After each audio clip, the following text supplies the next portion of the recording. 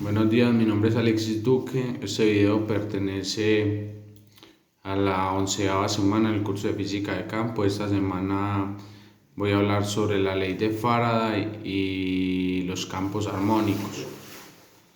Bueno, para empezar, antes teníamos que cuando estábamos en el caso estacionario teníamos los campos en tres dimensiones, que eran el eje X, Y y Z, o si es en coordenadas cilíndricas o esféricas. Bueno, entonces ahora para el caso dinámico nos va a aparecer otra variable que es el tiempo. Al aparecer el tiempo, la ecuación constitutiva del campo eléctrico y la ley de Ampère van a cambiar de nombre y ya se va a llamar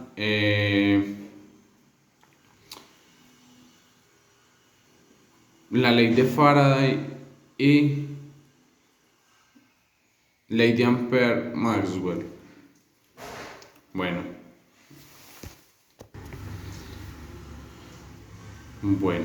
en los casos estacionarios los campos eran independientes y ahora en los casos dinámicos los campos magnéticos y eléctricos están relacionados.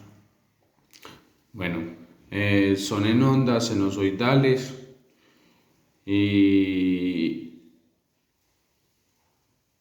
no todas las ondas sinusoidales son en corriente alterna.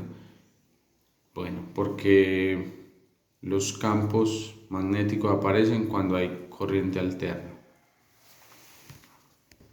Bueno, entonces Faraday descubrió que el voltaje inducido depende de la tasa de cambio del flujo magnético.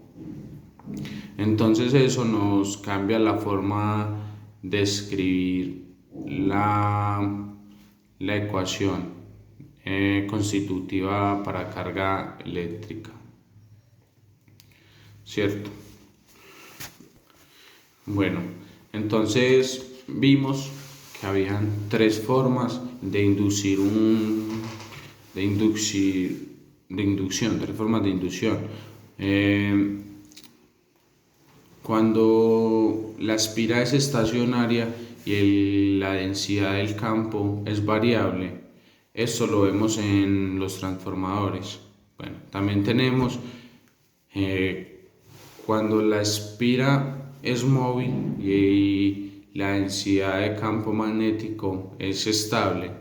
Esto lo vemos en los motores. Y también tenemos cuando la espira y el campo magnético son móviles, que según vimos no tiene alguna utilidad.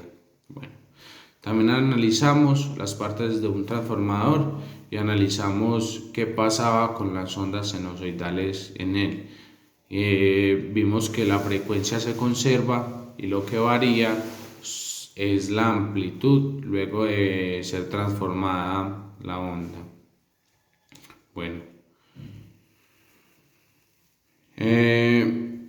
también vimos cómo funciona el transformador, analizando por lo menos qué pasa, y es que induce un campo magnético en un devanado y es recibido por otra cantidad de espiras.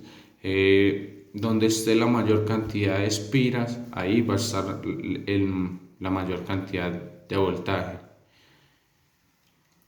Y también analizamos cómo era el segundo caso, que teníamos un campo magnético, por ejemplo un motor, y las espiras girando.